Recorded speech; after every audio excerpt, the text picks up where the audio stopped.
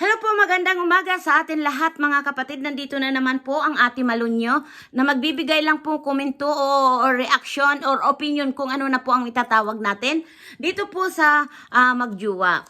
Kasi po mga maiinit-init pong usapin mga kapatid ang nangyayari. Ang mapapayo ko lang po dito sa mga ganito ay lagi nakasenter ang respeto po at tiwala sa isang magkarelasyon. Ngayon po mga kapatid, tatanungin natin, ano ba talaga? Oo. Ate Pilitsyang ang totoo. Ang haba ng hair talaga ni Ate Pilitsyang. Ngayon po mga kapatid, nandito na nga tayo dahil para ito pong may third party na usapin. Di ba? Pero ito po mga kapatid, unawain natin po, ang isang magkarelasyon po, lagi po yan nandyan yung silos. Di ba? Pero po, ang silos na yan ay talaga po yan ang wawasak ng isang relasyon. Kasi po, dapat tayo laging nakasinter sa ating buhay na tiwala at respeto. Kagaya po nito ay narinig natin yung live ni GRO. GRO! At napakinggan ko po na ito nga po daw si Ate Pilitsyang, bakit po ay rini-record ang usapan nila. O ano nga ba talaga, Ate Pilitsyang? Diyos ko po, ang tagal na nakitang kakilala.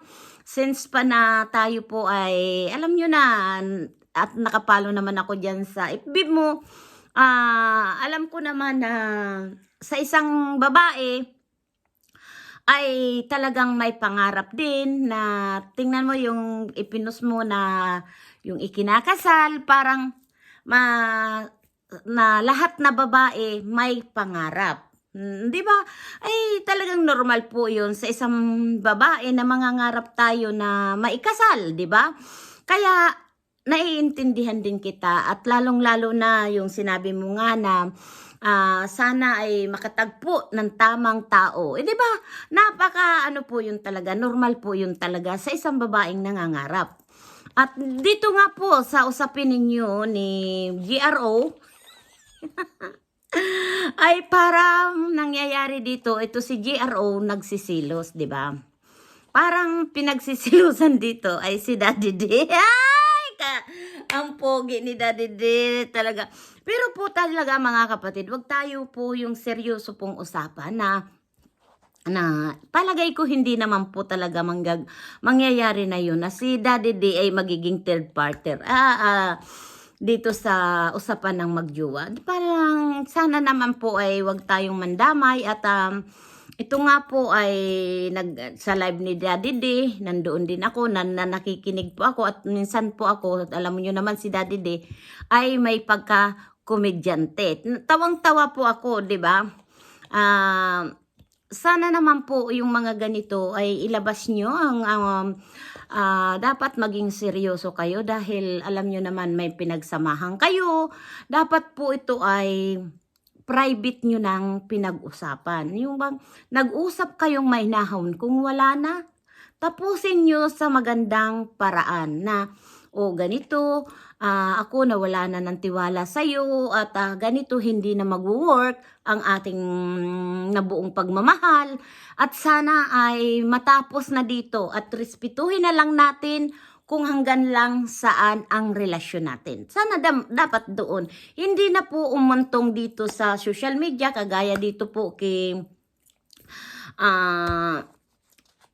Jan Rivera na ito nga po ay nag-live siya, narinig ko po lahat ng mga sinabi niya, pero sana naman po ay hindi ganun para sa akin. At kung may pagkakamali man si Ate Pilitsyang na lahat ng konversasyon nyo pinadala nyo doon kay Daddy D, sana naman hindi po mantong ng ganun. At sana po maghiwalay kayo ng walang anumang maiimbol dito at lalong-lalo na po tungkol kay Daddy D na nasasangkot parang pinagsisilusan ni ni Jan Rivera. Kaya po ay sana naman po na hindi tayo, wag nyo nang palakihin, wag nyo nang pahabain pa para po ay maging maayos ang paghihiwalay nyo na wala pong ibang madadamay. Di ba po mga kapatid? Kasi dito sa usapin na ito parang marami pong nadamay. Di ba? Kaya sana naman po ay naging private lang ninyo pag-usapan ninyong mabuti. Total naman ay nagmahal naman siguro kayong parehas. Kaya dapat po ay respetuhin na lang ninyo kung ano po ang desisyon ninyo dahil kami po hindi naman namin alam kung ano ang punot dulo. Kaya ako naririto lang para sa inyong dalawa na wala naman akong kinakampihan. Naging neutral lang ako. Pag-usapan nyo na lang ng private mga kapatid dahil ito po ay nakakahiya dahil nagmahal naman siguro kayo, di ba? Hindi naman siguro na sinasabi mo Jen Rivera na ito ay ginamit ka lang. Parang hindi naman siguro dahil minsan 'di ba pag nagla-live ka ay naririnig o kaya ako nagla-live si Ruel, naririnig po na tinatawag mong langga si Ate Pilitsyang. Kaya sana naman wag umantong sa ganun na hindi kayo ganda, maantong sa talagang ikakasuklam ninyo ang bawat isa. Sana naman po wag. Dahil kailangan din naman natin, kahit tayo nag-iriwalay, ay nandiyan pa rin po sana yung respeto na ninyo sa isa't isa't. Dapat wag kayong mandadamay ng ibang tao dahil hindi po talaga maganda. 'Di ba? Lalo na po na-involve dito si Daddy D.